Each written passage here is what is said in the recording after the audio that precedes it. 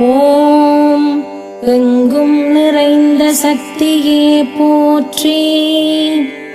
ஓம் ஏரம்பன் தாயே துர்க்கையே போற்றி. ஓம் வேங்கை தனில் விரும்பியுரைபவளே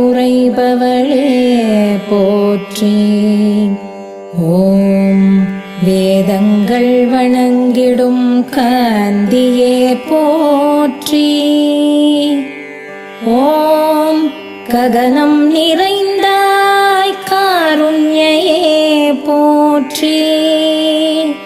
ஓம்